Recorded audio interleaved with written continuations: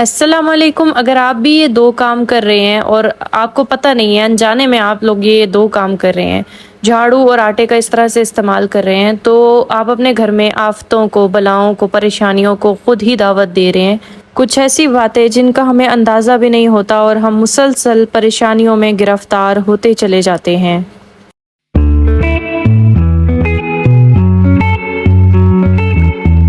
अस्सलामुअलैकुम, मैं हूँ सिद्रा काशिफ़। तो जी आज मैंने दिन का आगाज़ जो है वो इस तरह से किया। आज यूनिक चीज़ मैंने की। मैंने सोचा ये भी एक नॉलेज है, आप लोगों को प्रोवाइड करूँ।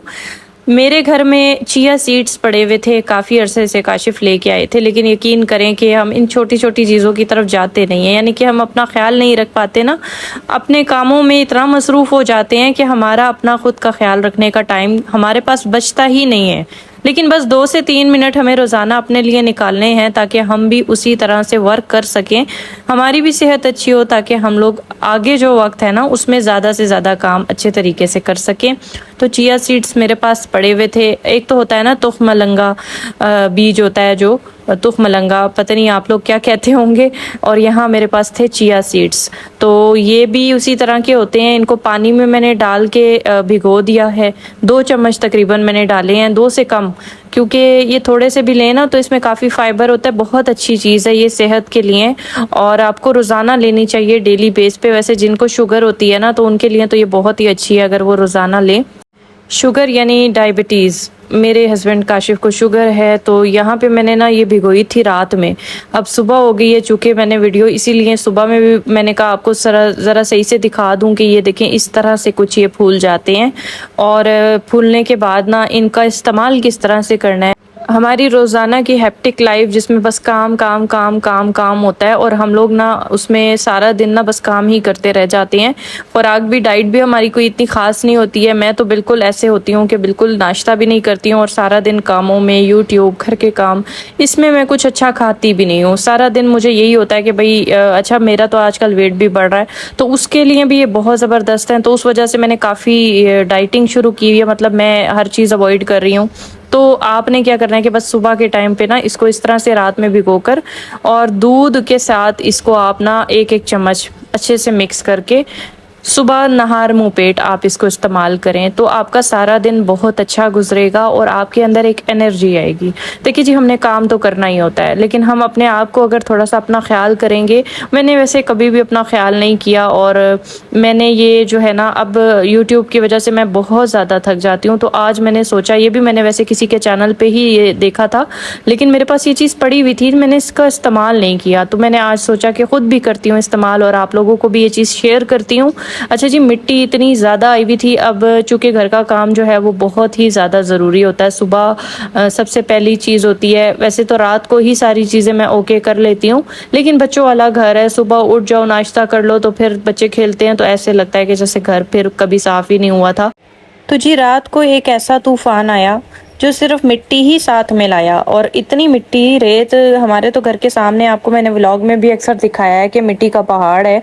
तो जब भी तूफ़ान आता है तो समझ लें कि मिट्टी सारी वहाँ से भुरक के सीधी हमारे घर के अंदर आती है। अब तो हमने कारपेट भी इसी वजह से हटा दिया है कि कारपेट बिछाने से ना बहुत ही ज़्यादा मिट्टी मिट्टी हो जाती है कारपेट के अंदर जमा, और हर महीने तो कारपेट उठा के नहीं धोया जा सकता, बहुत मुश्किल, क्योंकि हमारा घर छोटा सा, हमारे घर में कोई ऐसी खुली जगह नहीं है जहाँ पे मतलब हम कारपेट धो सकें, वॉश कर सकें, तो बड़ा मसला बन जाता है। इसलिए मैंने कारपेट हटाया कि गर्मियाँ हैं, वैसे भी ठंडा ठंडा फर्श है, ऊपर से इसको साफ़ करें, पोछा लगाएं, टाँकी लगाएं। लेकिन आज ना मेरा टाँकी लगाने को दिल नहीं चाह रहा था, क्योंकि इतनी रेत थी, इतनी मिट्टी थी ना, कि मैंने कहा सीधा सादा इसको धोती हूँ, क्योंकि टाँकी से मुझे नहीं हो रहा था, सेटिस्फेक्शन नहीं हो रही थी। तो मैंने सीधा सादा इसको ना पानी मार के धो दिया, और वैसे भी पानी मार के जब धोती हूँ तो उस टाइम पे बड़ा अच्छा ठंडा हो जाता है घर, हमारा फर्श भी ठंडा हो जाता है। आप देखें ना, वाइपर लगा रही हूँ तो साथ साथ कितनी मिट्टी निकल रही है नीचे से, फर्श से। तो जी कुछ बातें ऐसी होती हैं जो कि हमें बिल्कुल भी पता नहीं होता, और हम अपनी लाइफ में वो गलतियां कर रहे होते हैं और हमें इस चीज़ का अंदाज़ा नहीं होता। ज़ाहिरी बात है, कोई भी माँ के पेट से सीख के नहीं आता है। दुनिया में आने के बाद आपको हर चीज़ सीखने को मिलती है, पता चलता है, काफ़ी सारी बातों का नॉलेज मिलता है। और कोई भी नॉलेज, अगर आपको अच्छी चीज़ कोई भी पता है, तो मेरा ख्याल है कि वो किसी दूसरे को बतानी चाहिए ज़रूर, ताकि अगले बंदे की भी जो है वो इस तरह से उसके नॉलेज में इजाफा हो। जब भी हम इस तरह से काम करते हैं, झाड़ू लगाते लगाते हैं, घर अपना साफ़ करते हैं। मेरी अक्सर बहनों को ये बात नहीं पता होगी, मे बी किसी को पता भी हो, मुझे तो ख़ैर नहीं पता थी, तो मुझे हमारे बड़ों से ही सीखने को हर चीज़ मिली। और ये इस तरह से जब हम घर वगैरह साफ़ करते हैं ना, तो सफाई के बाद हम क्या करते हैं, वो गलती आप सब भी करते होंगे, मे बी अगर नहीं करते तो अच्छी बात है, लेकिन अगर आप करते हैं ना, तो आज से आप भी इस चीज़ को अवॉइड कीजिएगा। क्योंकि सुनने में देखें, हर चीज़ जो होती है ना, अगर हम कहें कि नहीं ये चीज़ यूँ है, ये यूँ है, तो हर चीज़ के होते हैं साइड इफ़ेक्ट होते हैं। इस तरह से अगर हम कोई भी काम बेहतियाती में इस तरह से करते हैं, तो हमें उसका जो है खसारा भुगतना पड़ता है। जब भी हम अपने घर में से सारी सफाई कर लेते हैं, उसके बाद हम क्या करते हैं कि झाड़ू और वाइपर और पोछा, इस तरह की चीज़ें जो हैं वो हम ऐसे फेंक देते हैं। सम टाइम हम झाड़ू लगाते हैं तो हम क्या करते हैं, झाड़ू उठाकर कहीं पे भी रख देते हैं, ऐसे टेढ़ी करके, खड़ी करके दीवार के साथ। ये बहुत गलत कॉन्सेप्ट है, इस तरह से नहीं करना चाहिए, सख्ती आती है घर पे। जब हम झाड़ू को इस तरह से कहीं फेंक देते हैं, झाड़ू को काम करने के बाद कहीं भी फेंक देते हैं, तो भी आपको जो है ना इस चीज़ से नुकसान होता है। इस तरह से हम लोग झाड़ू को कभी भी यूज़ करके कहीं पे भी रख देते हैं या इस तरह से खड़ा कर देते हैं ना, तो मुसीबतें, परेशानियां आपके घर में आ जाती हैं। आपको हमें मुझे वैसे इस चीज़ का नहीं पता था, ज़ाहिरी बात है सीखने के बाद पता चलता है, या फिर हम अपने बड़ों से ही सुनते हैं कि इस तरह से झाड़ू को ऐसे करके किबला रुख में भी नहीं फेंकना चाहिए। बहुत अक्सर मैं भी इसी तरह करती थी कि झाड़ू लगाने के बाद किसी भी रुख में रख देती थी, तो मुझे इस चीज़ का नहीं पता था। अब जो कि पता चल गया है, तो मैं अब इस चीज़ की एहतियात करती हूँ कि सारी जो इस तरह की चीज़ें, झाड़ू पोछा टाकी है ना, इनकी एक मखसूस जगह होनी चाहिए, और उसके अलावा जो झाड़ू है उसका रुख भी देख कर रखना चाहिए। अच्छा जी, अब आ जाते हैं आटे की तरफ। आटा गूंथते हुए एक ऐसी समझ लें कि गलती हम लोग करते हैं जो कि आप सब भी करते होंगे। अच्छा, मेरी अम्मी जब आटा गूंथती थी ना, तो मैं अक्सर उनसे एक सवाल किया करती थी।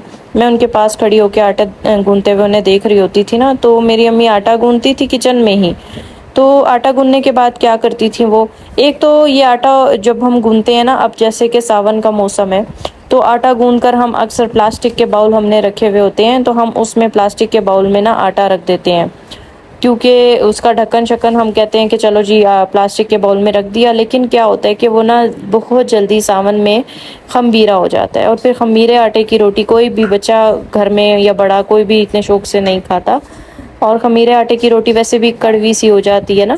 तो कोशिश किया करें कि आटा गूंथने के बाद आटे को स्टील के बर्तन में रखें। अच्छा, मेरे पास एक बर्तन है, उसके ऊपर कवर नहीं है, लेकिन मैं क्या करती हूँ कि मैं जब उसको आटा सावन के मौसम में, गर्मियों के मौसम में आटा गूंथने के बाद उस बर्तन में रखती हूँ ना, क्योंकि मेरे पास और स्टील का कोई बर्तन ऐसा है नहीं, उसके ऊपर कवर नहीं है, तो मैं क्या करती हूँ कि उसके ऊपर ना शॉपर कट करके तो वो आटे के ऊपर मैं रख देती हूँ। उससे ये होता है कि जो आटे के ऊपर पापड़ी सी बन जाती है ना, सख्त सी, वो नहीं बनती। अच्छा, ये तो एक वैसे ही मैं बात आपको बता रही थी, लेकिन जो असल बात है ना, मुद्दे पर आते हैं, यानी कि जो असल चीज़ है, जो गलती हम लोग आटा गूंथने के बाद करते हैं, ठीक है, जिससे हमारे घर में परेशानियां, आफतें आ जाती हैं। इस चीज़ का हम ख्याल नहीं करते, और ये चीज़ मेरे इल्म में भी नहीं थी।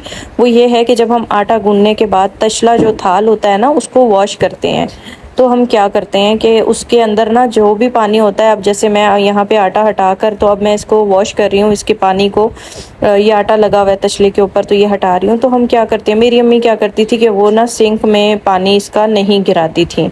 आटा किचन में गूंथती थी, तो जब वो पानी जो है ना वो जाके पौधों में डाल रही होती थी, तो मैं अम्मी से कहती थी कि अम्मी ये आप क्या कर रही हैं, सिंक लगा हुआ है, आप वहाँ फेंकने के बजाय जाके वहाँ पौधों में पानी डाल रही हैं। तो मेरी अम्मी ने मुझे फिर कहा कि बेटा, ये जो गटर होता है ना, इसमें रिज़्क नहीं जाना चाहिए, तो जो गटर के अंदर पानी जाएगा ना आटे वाला, उसका गुनाह होता है।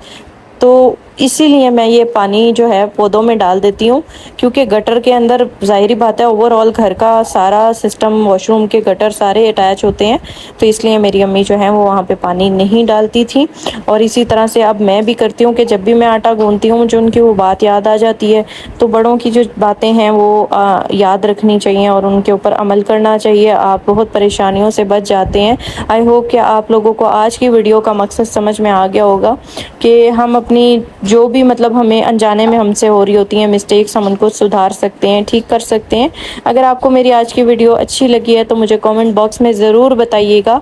आई होप कि आप लोगों को मेरी आज की वीडियो से बहुत कुछ सीखने को मिला होगा। अल्लाह ताला मेरी सारी बहनें जितनी भी परेशान हाल हैं, जितनी भी यूट्यूब पे काम कर रही हैं, कामयाब होना चाहती हैं, उन सबको अल्लाह ताला कामयाब करे। मुझे भी आपकी दुआओं, आपकी सपोर्ट की बेहद ज़रूरत है। तो इजाज़त दीजिए, अल्लाह हाफिज़।